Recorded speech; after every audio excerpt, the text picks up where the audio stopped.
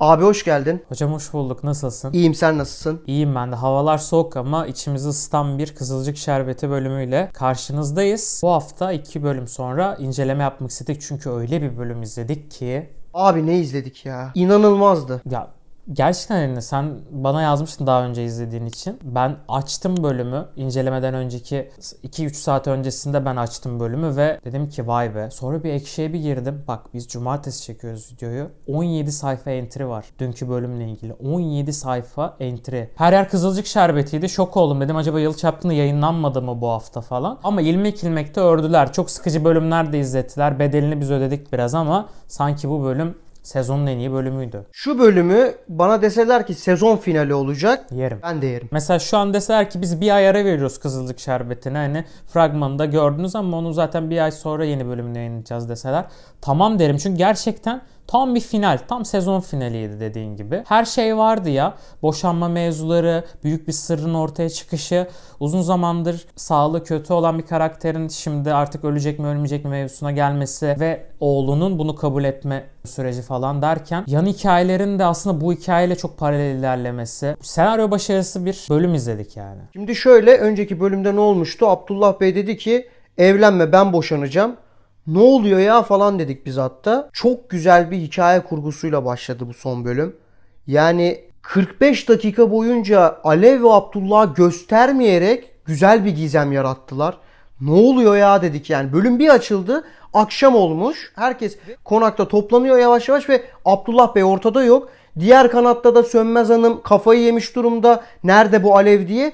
Çok güzel bir gizem var ortada. İlmek ilmek örüldü diyebiliriz. Bu teknik genellikle Türk dizilerinde çok kullanılmaz. Yabancı platform dizilerinde görebiliriz ama genel olarak ülkemizde çok bilinen bir teknik değildir bu. Senaristlerin kalitesini de buradan anlıyoruz. Gerçekten bir 40 dakika falan bu olay hiç sızdırılmadı ve herkese büyük bir panik uyandırdı. Yahu bu Alev'e ne oldu? Bu Abdullah Bey öldü mü falan, işte Pembe'nin o merak etmesi falan. Ve bu kadar kendini paraladıktan sonra Abdullah Bey'in eve girip herkes oradayken bu durumu açıklaması ve ardından Pembe'nin çıldırması inanılmaz ötesi bir sekanstı. Ve bölümün de temposunu diri tutan olay buydu. Başlarına gerçekten ben de bir şey geldiğini düşünmeye başladım yani. Ama halbuki onlar orada eğleniyordu. Mekan bile tutmuşlar, yer tutmuşlar. Artık karı koca gibi yaşamaya başladı adam metresiyle. Çok acayipti. Yani İlginç. Buradan farklı bir açı çıkardılar. Geçen sezondan beri bunu örüyorlar ve ne kadar da iyi anlaşıyorlar. Çok enteresan ya. Sibel Taşçıoğlu'yu tebrik etmemiz lazım. Pembe karakteri zaten sezon finali bölümünde inanılmaz bir performans göstermişti. Zaten kendisi çok iyi bir oyuncu. Ama bu bölümde harikalar yaratmış diyebiliriz. Ya kesinlikle mesela bu bir film olsaydı ve filmden bir kesit olsaydı çok yüksek ihtimalle yabancı bir festivalde karakterin ruh durumu çok iyi çekilmiş. Oyuncu da bu kadar farklı açıda süreler geçmesine rağmen çekim zamanında aynı duyguda kalıp oynayabilmiş yani. Büyük ihtimal 1 saat sürmüştür onun çekimi. Çünkü kıyafetleri atması, beğenilmediğinde tekrar kıyafetlerin getirip tekrar atılması falan dediğimizde inanılmaz bir devamlılık yapmış kendi açısından. Ve büyük ihtimalle bayağıdır buna çalışıyordu kendi içerisinde. Hani bu olay bir gün çıkacak ve ben buna hazırlıklı olmalıyım diye büyük ihtimal oyuncu kendisini buraya hazırlamış. Ve bu sahne gelince de gerçekten çok gerçekçi bir şekilde oynamıştı. Kıyafetleri attığı kısımda aşağıdakilerin bunu görüp Fatih'in falan ne oluyor ya deyip herkesin bir telaşla yukarı çıkması çok iyiydi yani. İnanılmazdı o köşeye böyle oturup ağlaması. Bu bölüm gerçekten inanılmaz bir drama izledik. Bölümün çok büyük bir bölümü Alev'le Abdullah ilişkisinin yansımaları üstündendi. Ama özellikle birçok diyalogda şunu duyuyoruz. Bu olayın arkasından daha çok şey su götürecek. Yani senarist orada sanki daha durun. Abdullah Alev ortaya çıktı. Bu bölüm hani bir yangın oldu. Sezon finali gibi bir bölüm seyrettirdim size. Ama siz daha durun. Daha neler seyredeceksiniz gibi bir izlenim yarattık. Karakterlerin birbirleriyle diyaloglarından, konuşmalarından. Tabii onun dışında aslında Pembe'nin dediği çok acayip bir söz var. Arslanlar ailesi olarak bizim ailemize resmen sızdınız. Her kadınınız bizim aileden bir adamla. Haklı bu arada, bak bu cümlesinde haklı mesela. Ömer'i annen aldı götürdü. Kocamı teyzen aldı götürdü. Durmadın, kızımı en yakın arkadaşlarınız, aile dostunuz Umut'a verdik.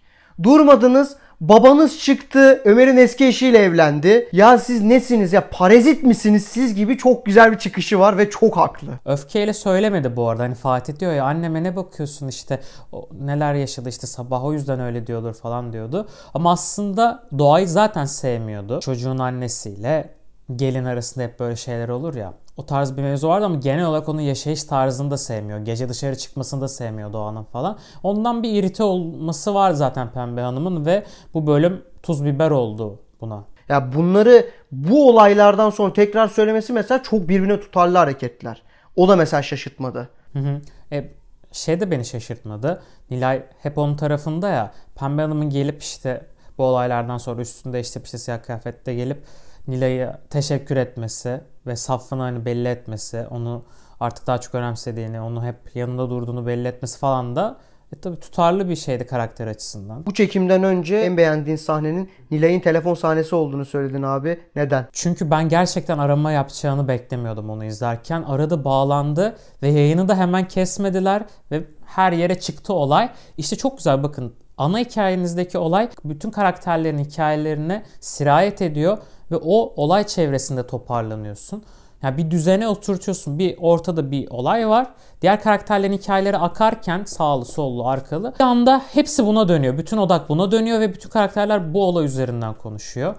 İşte başarı bu zaten. Yani Türk dizilerinin dünyada da sevilmesinin aslında en önemli olaylarından birisi bu. Bu kadar fazla çatışmayı tek bir yerden çıkartmak ya da tek bir olay üzerine toplamak. Ama bunu her bölüm tabii ki de yapamıyoruz uzun olduğu için. Ama böyle bölümler çok keyif veriyor. Tabii Rüzgar da çok haklı abi. Yani benim gibi yakışıklı bir adama yerine nasıl Abdullah seçersin diyor.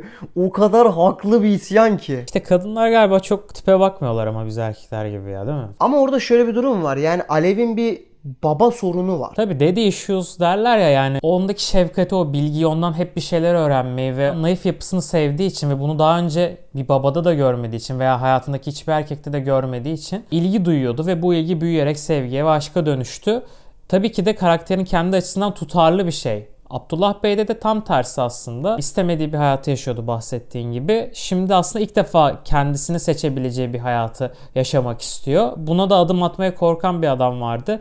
Ama işte ipin ucu kaçınca kendisi her şeyi açıklamak zorunda kaldı. Bu arada Abdullah Bey'in Alev'e aldığı o yüzük de... Ya o sponsorlu değilse nereden buldunuz?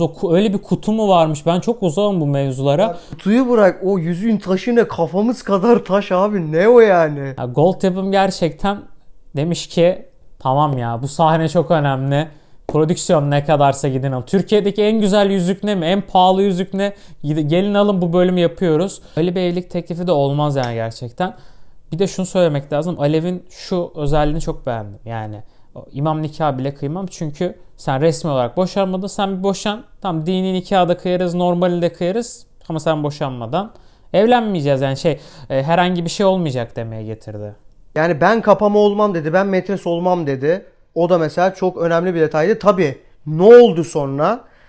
Pembe Hanım'la Abdullah Bey yüzleşti. Abdullah Bey garip bir şekilde böyle davranacağını beklemiyordum. Pembelere kadar getirdi işi. Pembe Hanım'ın orada tabii çarpıcı ve özellikle sosyal medyaya düşen diyaloğu da şuydu. Yani gönlünü eğlendirseydin, kapatsaydın, niye herkese duyurdun dedi. Klasik pembeliğini ortaya gösterdi. Fatih gibi yapsaydın dedi işte mesela. Orada ben patladım ve onun karakteriyle çok uygun bir diyalog yazılmış kesinlikle. Bunu bölüm içerisinde bir ara Nilay'la falan da konuştu galiba. Ya zaten onun bakış açısı biraz öyle yani. Hani erkeklerin böyle saçma şeyleri vardır, gelip geçicidir diyordu. Ama insan işte bir şeylerin başına gelince anlıyor. Çünkü düşünsene, eşin bir gün bir öğreniyorsun ki bir kadınla evlenmek istiyor ve gerçekten aşık olmuş hani. Sadece takılmamış da. Abi inanılmaz ya. Çok daha kötü yani. Pembenin ben boşanmak istemiyorum, boşayamazsın beni, gelsin buraya metres olsuna getirdi resmen. O da bizde yaşasın. Doğada bak boşandılar, ayrı yaşıyor. İşte Fatih'e de dedi ya, doğayla kesinlikle evlenmeyeceksin. O kızın ailesi böyle böyle falan dedi. Haklı bu arada. Haklı bu arada. Fatih'le zaten bence evlenmesinler de yani. Doğan'ın tabii orada planı var gerçi, evlenmeleri ona yarayabilir ama çok enteresan mevzularda dönecek orada. Yani gelecek bölümde büyük ihtimal 44. bölümde bu büyük kapışmayı izleyeceğiz. Tabii o kapışmadan ayrı olarak da Ömer Ünal hastaneye kaldırıldı. Metehan bitti çocuk. Bu arada çok iyi oynamış. Gerçekten yani hakkını vermek lazım. Bir de öyle bir mevzu var abi. Yani Ömer'in hastalığı ortaya çıktı. Ömer yaşayacak mı, yaşamayacak mı? Ama bir de arkada Kıvılcım'la Ertuğrul İslamoğlu yakınlaşması var. Ya Ertuğrul Bey. Geçen bölüm daha kızınıza dediniz ki o benim en yakın arkadaşımın eski eşi. Böyle şey olur mu Mihri dedin. Ne oldu efendim yani? Çiçek alıp gitmeler, işte toplantıyı bırakıp onun için gelmeler, her şeyi vakıf onun üstüne yapmalar falan. Abi ne oluyor yani? Bir bölümde mi aşık oldun? Senin de varmış aklında. Ne yalan söylüyorsun kızına? Bir de şöyle bir ikilem olacak Kıvılcım'da. Mesela o da çok güçlü bir ikilem. Yani bu dizinin en büyük başarılarından biri bu. Bakın, Alev'le Abdullah olayı bütün aileyi yıkarken Ömer olayını devreye sokuyorsunuz. Kıvılcım'ın bir flört ettiği bir Ertuğrul Bey var ve siz Kıvılcım'a bir ikilem koyuyorsunuz. Ölmek üzere olan bir Ömer ve hastalığı olduğunu öğrendiğimiz bir Ömer. Ve Kıvılcım tabii ki de akıllı bir kadın, bunu anlayacak. Bunların niye ayrıldıkları mevzularını çözecekti. Ertuğrul mu Ömer mi ikilemi de koyuyorsunuz siz. Yani arkada da çok güzel olaylar döndürüyor ya bu dizi. Evet ya, ben de şunu düşündüm hep. Ömer'in aslında bu ameliyat kısmı ile birlikte uzun bir süreçte uyanmama durumu olabilir ya da ölecek mi ölmeyecek mi mevzusu böyle birkaç bölüm olaya götürebilir. Burada da Kıvılcım'ın bir karar vermesi gerekebilir. Ömer'in yaşama ihtimali var. Bu yüzden mi aldattığını falan söylemişti bana falan diye düşünüp bekleyecek mi onu, yoksa Ertuğrul Bey'le yeni bir hayata mı gidecek? İşte çok büyük bir ikilem. Ya benim için Ertuğrul Bey'le Pembe Hanım olsun. Benim de şipim o aslında. Ben de çok beğeniyorum. Gayet iyi, komik bir çift olurlar bence. Uzun uğraşlar sonucu bu ilişki buraya gidecek mi? İşte gidecek mi? Hani Pembe Hanım eleştirdiği kişiye mi dönüşecek falan. Onu göreceğiz yani. Olabilir de. Bu yazarlar her şeyi yazabilir. O yüzden o kesinlikle olmaz diyemiyorum. Net bir tahminim yok. O kadar çok kişiden hikaye açılımı yapabilirsiniz ki ya bu dizinin gerçekten alameti farikası bu. Yarın bir gün yine Nursema Umut olayından bir şey fırlar ki fragmanda göreceğiz aslında. Umut da biliyordu Alev'le Abdullah ilişkisini. Nursema da biliyordu Alev'le Abdullah ilişkisini. Zaten bu bölümde hatırlarsan Umut ne dedi? Bu olay bizim ilişkimizi etkilemeyecek değil mi Nursema dedi. Gül gibi de etkileyecek yani bu olay. Tabii ki de etkileyecek. Etkilemez olur mu? Bu olay hepsini etkilemese zaten böyle bir olay yazmazlar yani baktığında. Nursema'nın da şimdi artık işe başladığını da gördük. Bunu ailesine anlattı. Ve sanat departmanında ona da başarılar diliyoruz. Ve tabii ki son olarak şundan da bahsedelim. Dizi bu haftayı yok etti. 13,5 reytinge yakın bir reyting aldı ABD. Totali de süpürdü bu kez. Haftaya damga vurdu. Zaten öyle bir bölümdü ama asıl bölüm bence gelecek hafta. Gelecek hafta 15'leri görebilir ABD yani. Kızılcık Şerbeti'nin ben bu kadar izleneceğini düşünmüyordum. Kesinlikle 5'lerin 6'ların altına düşmez diye düşünüyordum. Ama buraya da çıkmaz diye tahminim vardı. Çıktılar yani. Son yılların en çok konuşulan dizilerinden biri olan Yalı Çapkını olmasına rağmen Cuma gününde bu savaşı kazanmak inanılmaz bir durum. Teşekkürler abi. Ben teşekkür ediyorum. Videolarımızı beğenmeyi ve kanala abone olmayı unutmayalım arkadaşlar. Kendinize çok iyi bakın.